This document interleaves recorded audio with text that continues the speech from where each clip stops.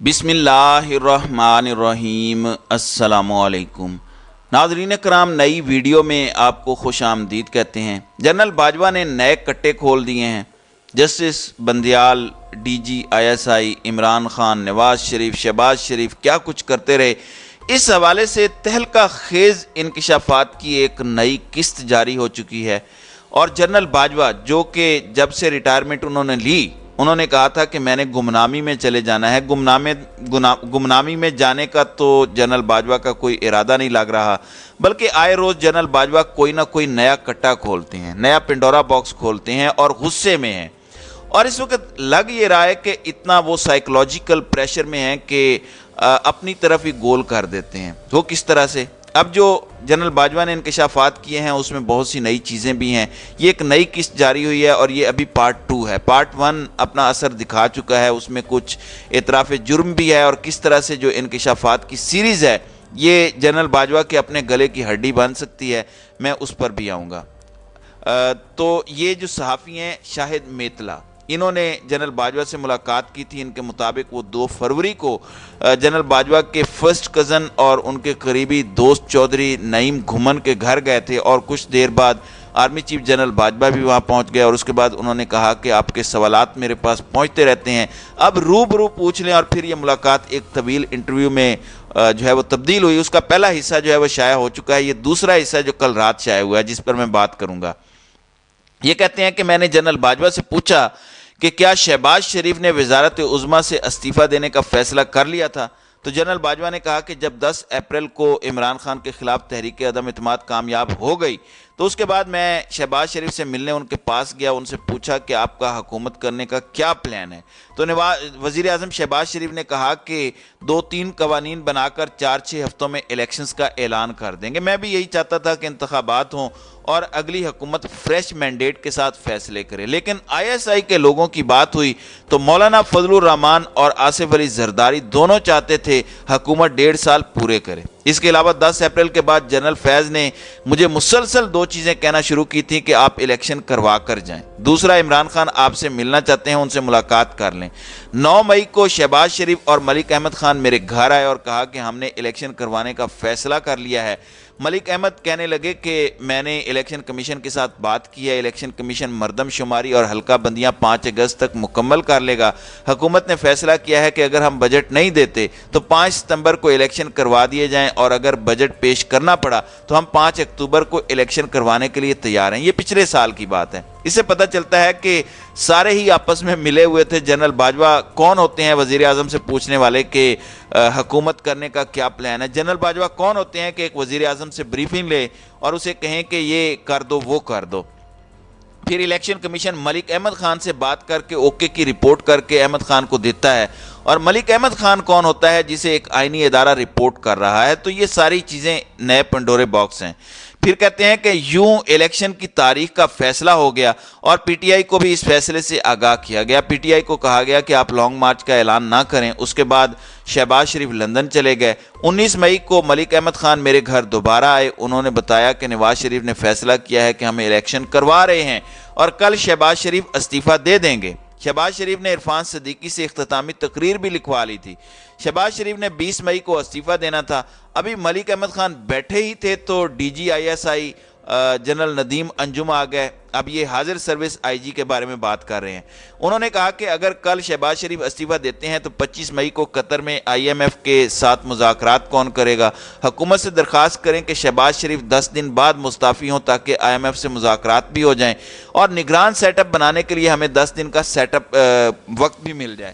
اب یہ نگران سیٹ اپ کس نے بنانا ہے؟ کسے اتنے دن چاہیے؟ یہ ایک بہت بڑی بات انہوں نے کہی ہے۔ ملک احمد خان نے کہا کہ میاں نواز شریف فیصلہ کر چکے ہیں کہ کل شہباز شریف مستعفی ہوں گے، تو اس سلسلے میں میں ان سے بات نہیں کر سکتا، بہتر ہے کہ آپ بات کریں یا ڈی جی آئی ایس آئی بات کریں۔ میں نے ڈی جی آئی ایس آئی کو کہا کہ نواز شریف سے درخواست کریں کہ وہ 10 دن ہمیں دے دیں۔ ڈی جی آئی ایس آئی نے نواز شریف سے بات کی اور ان کو 10 دن بعد مستعفی ہونے پر منا لیا، یعنی نواز شریف کو ڈی جی آئی ایس آئی منا رہے ہیں اور یہ جنرل باجوہ کمیونیکیٹ کر رہے ہیں۔ یہی بات ڈی جی آئی ایس آئی نے شاہ محمود قریشی پرویز خٹک اور اسد عمر کو بتا دیا اور کہا کہ آپ لانگ مارچ کا اعلان مت کریں، لیکن ان تینوں احباب نے کہا کہ عمران خان نہیں مان رہے۔ 20 مئی کو ملتان میں عمران خان کا جلسہ تھا، بہرحال انہوں نے لانگ مارچ کا اعلان نہیں کیا۔ ڈی جی آئی ایس آئی نے بڑی مشکل سے اعلان کرنے سے روکا، عمران خان فوری الیکشن کا اعلان چاہتے تھے۔ 22 مئی کو عمران خان نے پشاور میں پریس کانفرنس رکھ دی۔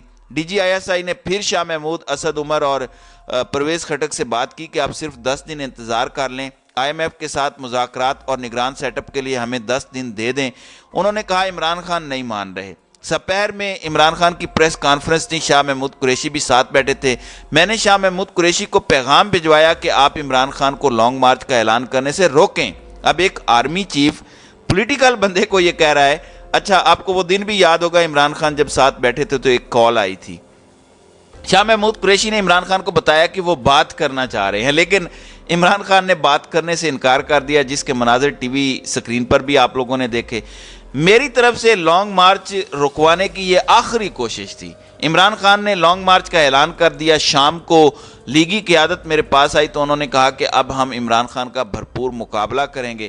میں نے پھر بھی اگلے دن خود شاہ محمود قریشی سے بات کی کہ آپ حکومت کے ساتھ بیٹھ کر بات کریں، لیکن انہوں نے کہا کہ عمران خان نہیں مان رہے، وہ فوری شہباز شریف کے استعفے کا اعلان چاہتے ہیں۔ میں نے کہا آپ کے پاس اکثریت نہیں ہے، حکومت تحلیل ہو گئی تو آئی ایم ایف کے ساتھ مذاکرات کون کرے گا؟ جنرل باجوہ کے پاس اس گفتگو کی ویڈیو بھی موجود ہے۔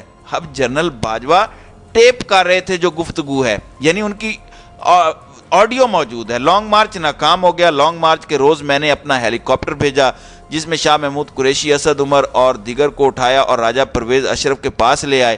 ان کے راجہ پرویز اشرف، ایاز صادق اور دیگر کے ساتھ مذاکرات ہوئے۔ پی ٹی آئی کا یک نکاتی نکتہ تھا کہ الیکشن کی تاریخ دیں۔ راجہ پرویز اشرف نے کہا آپ پہلے اسمبلی میں آئے پھر معاملات آگے بڑھاتے ہیں۔ اس طرح یہ مذاکرات ناکام ہو گئے۔ لانگ مارچ روکنے کا سارا انتظام رانا ثناءاللہ کا تھا۔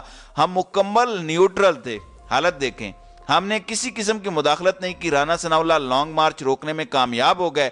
میں نے پوچھا 17 جولائی کے الیکشن آپ نے پی ٹی آئی کو جتوائے تھے؟ اس پر جنرل باجوہ کہتے ہیں کہ نہیں، ہم کوئی مداخلت نہیں تھی۔ فروری 2021 کے بعد کسی ایک الیکشن میں بھی معمولی گڑبڑ نہیں کی گئی۔ آج ویسے بھی الیکشن کے دن گڑبڑ نہیں ہوتی، الیکشن سے پہلے مینجمنٹ ہوتی ہے، یعنی اب بھی ہوتی ہے۔ عمران خان مقبولیت سے الیکشن جیتے، نون لیگ کے ہارنے کی سب سے بڑی وجہ پی ٹی آئی کے منحرف لوگوں کو ٹکٹ دینا تھا۔ پھر کہتے ہیں کہ دوپہر کے کھانے کی میز پر میں نے سوال کیا کہ 63A والا فیصلہ جسٹس عمر عطا بندیال سے آپ نے کروایا تھا؟ تو جنرل باجوہ نے کہا یہ فیصلہ میں نے نہیں کروایا تھا۔ جسٹس عمر عطا بندیال ایک کمزور شخص ہیں، دباؤ برداشت نہیں کر سکتے۔ جسٹس اعجاز الحسن اور جسٹس منیب جسٹس عمر عطا بندیال پر غالب ہیں۔ یہ فیصلہ ان دونوں نے کروایا۔ جسٹس منیب نے فیصلہ لکھا، یہ فیصلہ غلط ہے، خلاف آئین ہے۔ سپریم کورٹ کے اس فیصلے کی وجہ سے بہت بربادی ہوئی اور ملک میں آج تک عدم استحکام ہے، خاص طور پر پنجاب میں۔ ان ججوں کو بھی پتہ ہے کہ یہ فیصلہ غلط ہے اور فیصلہ غلط ہے۔ تو شاہد میتلا نے سوال کیا کہ سپریم کورٹ میں تحریک انصاف کے حامی ججز بھی ہیں اور کیا سپریم کورٹ کے ججوں کے خاندان بھی تحریک انصاف کے حامی ہیں اور ان کے فیصلوں پر اثر انداز ہوتے ہیں؟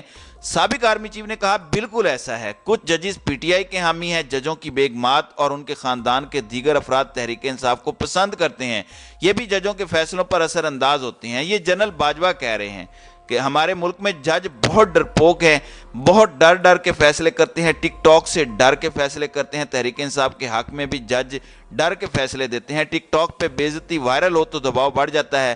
اب یہ ایک بڑی چیز ہے ویسے۔ پھر میں نے سوال کیا کہ عمران خان کو بنی گالہ کیس میں نااہلی سے آپ نے بچایا؟ انہوں نے جواب دیا کہ ایک دن جنرل فیض میرے پاس آئے اور انہوں نے کہا کہ بنی گالہ کیس میں عمران خان کے کاغذات مکمل نہیں ہیں، وہ نااہل ہو جائیں گے، تو کیا کیا جائے؟ جسٹس ثاقب نثار بھی کہتے کہ اگر عمران خان کو نااہل کر دیا تو باقی کون بچے گا؟ ملک بھی تو چلانا ہے۔ میں نے بھی کہا کہ عمران خان کو نااہل کرتے ہیں تو وزیر اعظم کون بنے گا؟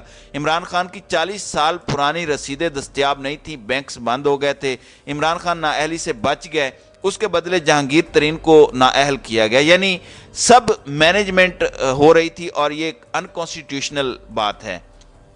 پھر میرا سوال تھا کہ اسٹیبلشمنٹ حمزہ شہباز کے وزیر اعلیٰ بننے کے خلاف تھی۔ जनरल बाजवा बोले, जब हमजा शहबाज वजीर आला बने तो मैंने शहबाज शरीफ से सख्त नाराज़गी का इजहार किया कि आपने अपने बेटे को ही वजीर आला बना दिया, आपको पार्टी में कोई और बंदा नहीं मिला। मैंने शहबाज शरीफ की काफ़ी क्लास ली, वो सर झुकाकर सुनते रहे और कुछ नहीं बोले, यानी सख्त क्लास से उन्हें कोई फ़र्क नहीं पड़ा। शहबाज शरीफ से जितनी मर्जी सख्त बात कर लें उसको कोई फ़र्क नहीं पड़ता, कोई जवाब वो नहीं देते। जनरल बाजवा ये कहते हैं, फिर जनरल बाजवा कहते हैं कि हमजा शहबाज इंतहाई निकम्मा है, सलमान शहबाज काफ़ी तेज़ और बासलाहियत है, शहबाज शरीफ कमज़ोर वज़ीर आज़म है, उनसे हुकूमत नहीं चल रही, ना वो ज़रा उनकी बात सुनते हैं, वो ज़रा उनको घास नहीं डालते, बड़े मियाँ आएंगे तो हालात बेहतर होंगे। ये जनरल बाजवा कह रहे हैं। मैंने पूछा, सलमान शहबाज को आपने बाहर भेजा था? जनरल बाजवा ने कहा कि नहीं, बल्कि मैंने जनरल फैज़ से पूछा था कि सलमान शहबाज बाहर कैसे गया, तो उसने कहा कि मुझे भी नहीं पता। जनरल बाजवा कहने लगे, इसके बाद शहबाज शरीफ को वजारत उज़्मा में मज़ा आने लगा। कुछ अरसे बाद जनरल फैज़ फिर मेरे पास आए और कहा कि इमरान खान से एक दफ़ा मिल लें। मैंने जनरल फैज़ से कहा कि अच्छा, उन्हें कहें मेरे घर आ जाएं। जनरल फैज़ ने कहा नहीं, आप ऐवान सदर में मिल लें। सदर अलवी मुझे बार बार इमरान खान से मिलने का कह रहे थे। आगे इन्होंने और भी बातें की हैं। दूसरी मुलाकात का फिर जिक्र करके ये कहते हैं कि मैंने कहा कि आप तो असम्बली में ही नहीं हैं, हुकूमत 2 सीटों पर खड़ी है, आप असम्बली जाएं फिर आपको फ़ायदा होगा। तो इमरान खान कहने लगे कि बस आप हुकूमत गिरा दें और इलेक्शन करवाएं। तो मैंने आरिफ अलवी को अंदर बुला लिया, जो इससे पहले बाहर बैठे थे, और उन्हें कहा कि आप इन्हें समझाएं कि कैसे हुकूमत गिरा सकते हैं और हुकूमत ख़त्म होने का इनको फ़ायदा नहीं होगा जब तक वो असम्बली नहीं जाते। फिर आरिफ अलवी ने भी उनको समझाया। ये मुलाकात बेनतीजा रही। आपने इमरान खान को प्ले बॉय क्यों कहा, यह भी एक सवाल हुआ। ये पहली दफ़ा इतना बड़ा सवाल का जवाब है। जनरल बाजवा ने बताया कि इमरान खान से जब दूसरी मुलाकात हुई तो मैं बड़े गुस्से में था, क्योंकि वो मुसलसल मेरे बारे में झूठ बोल रहे थे। मैंने इमरान खान को कहा, आप अपनी ज़ुबान पर कंट्रोल करें और अपने झूठों को लगाम दें, वरना मेरे पास भी कहने को बहुत है, आप झूठ बोलना बंद करें। इमरान खान ने कहा, आप क्या करेंगे? मैंने कहा, क्या आप प्ले बॉय नहीं रहे? आपकी वीडियोस भी मौजूद हैं, अगर जुबान बंद ना की तो गिला ना कीजिएगा। यानी एक आर्मी चीफ वार्निंग और धमकियां दे रहा है। तो इस तरह यह मुलाकात भी तलखी पर ख़त्म हो गई। अब ये जो एपिसोड 2 है, इसके अंदर ये एक बहुत बड़ी बात इन्होंने कह दी है। ज़ाहिरी बात है कि ये एक बहुत बड़ी डेवलपमेंट है, निज़ाम पर ये खुदकुश हमला है। मैं आपको ये कह सकता हूँ कि जनरल बाजवा को इनके इंटरव्यूज़ ने ना फंसाया तो फिर आप मुझे पकड़ लीजिएगा। तो नाज़रीन कराम, आपकी इस वीडियो के हवाले से क्या राय है? अब अपनी राय का इजहार कमेंट सेक्शन में ज़रूर कीजिएगा।